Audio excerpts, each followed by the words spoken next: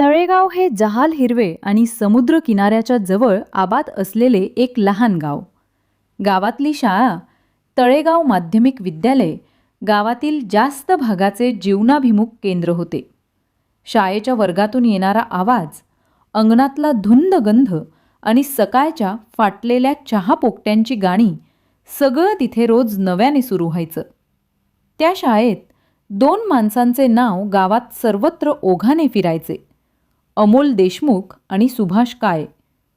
अमोल म्हणजे विनम्र, शिस्तप्रिय आणि विद्यार्थ्यांप्रती अगाध प्रेम असलेला शिक्षक. सुभाष म्हणजे शाळेचा शिपाई, कामात काटेकोर पण बोहल्याने बोलणारा आणि अमोलशी असलेली मैत्री खूप घट्ट. प्रत्येक सकाळी सुभाष उशिरापर्यंत जागत असे आणि शेजारील वडिलांना बोलून मग शाळेकडे येत असे. त्याची ओढ शाळेकडे नव्हती फक्त कामासाठी, ती अमोलशी बोलण्याची, त्याच्या विनोदांवर हसण्याची आणि कधीकधी अंगणात बसून भाजीपाला संदर्भातली किंमत तुटवण्याची. अमोलसुद्धा सुभाषला केवळ कामाचा माणूस म्हणून न बघता मित्र समजायचे. दोघांमध्ये शाळेच्या अनेक निर्णयात चर्चा, चहागप्पा आणि आयुष्याच्या छोट्या मोठ्या प्रश्नांचे उत्तर यांचा आदानप्रदान हसत खेळत होत असे. पण हा एक शांत सहजीवन खूप दिवस टिकले नाही. एका वर्षातून शाळेत नवीन मुख्याध्यापक नारायण वाघमारे आले.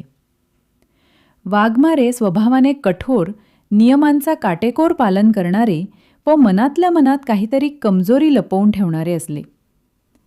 त्यांनी शाळेच्या आर्थिक व्यवहारांना सखोल तपासण्यास सुरुवात केली. हजेरीपासून ते निधीपर्यंत सर्व काही पुन्हा तपासले गेले. सुरुवातीला सगळ्यांना वाटले की हे थोडे कठोर आहे, परंतु वेळेनुसार त्यांच्या तपासात अजब गोष्टी उघडल्याच. शाळेच्या बँक खात्यातून मोठी रक्कम अचानक गायब झाल्याची नोंद वाघमारे यांनी केली. कागदपत्रांवरून दिसत होते की अनेक पावत्या व बिले अमोलच्या नावावर असून त्याच्याशी संबंधित सहाय्यक सहीही तिथे होती. तिथे तब्बल 3 लाख रुपयांची गडबड होती. शाळेतील लोकांमध्ये अफवा पसरली. अमोल सरांनी पैशात हात घातला असा आवाज लवकर पसरला.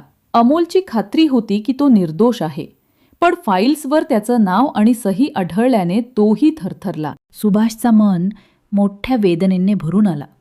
त्याला विश्वास होता की अमोल कधीही असं कृत्य करणार नाही. रात्रंदिवस तो अमोलसोबत बसून फाईल्स तपत राहिला. त्यांनी पुरवठादारांचं बिलांची पुनर्पडताळणी केली. त्या तपासातून एक नाव सतत समोर येत होते: रमेश काळोखे, गावातला ठेकेदार आणि स्थापत्यकार, ज्याच्याकडून शाळेने अनेक वेळा सामग्री खरेदी केली होती. रमेशच्या भेटी वाघमारे यांच्या अतिमित्रत्वाचे पानही नोंदीत आले. एकदा गावात एका लहान मुलीने विचारले, "सर, सुभाष काय गोष्टी करत असे?" अमोलने हसत उत्तर दिले, "तो गजब आहे. तो नेहमी म्हणायचा, शाळा केवळ अक्षरे शिकवत नाही, पण मन मोकळे ठेवायला शिकवते. त्याने मला आयुष्याच्या काही महत्त्वाच्या गोष्टी शिकवल्या. बहुतेक जगा, दुसऱ्याच्या काळजीत स्वतःचा भाग वाटप करणे हीच खरी माणुसकी आहे." त्या दिवसापासून तळेगावच्या शाळेने केवळ वाचन आणि लेखन नव्हे, तर नैतिक मूल्ये आणि धैर्य यांचेही धडे दिले. आणि अमोलने त्याच्या प्रत्येक विद्यार्थ्याच्या मनात सुभाषची आठवण जपण्याचा संकल्प घेतला. गावातले बरेच लोक म्हणत असत, शाळा झाली, पण तिथे एक प्रेमळ अंधार आहे, जो कधी उजेडात उघडत नाही. हा अंधार म्हणजे सुभाषच्या शांत पण दृढ स्वभावाचा, ज्याने एक वेळा सत्य जिंकल्याच, जरी त्याची स्वतःची स्वप्नपूर्ती न झालेली असली तरी. शाळेच्या अंगणात विहिरीकडे वळून अमोल कधीकधी मनातलं एकच विचार करत बसत असे: मित्राने दिलेला सर्वोच्च धडा म्हणजे स्वतःला नाही, परंतु दुसऱ्याचा वाचवण्याचा धाडसी विचार.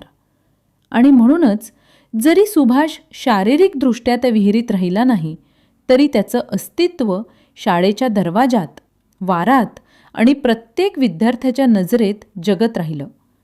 तेव्हा तळेगावला हाच मोठा विजय मिळाला. एक शाळा जी फक्त पुस्तके नव्हे, तर जिवंत माणुसकी शिकवते.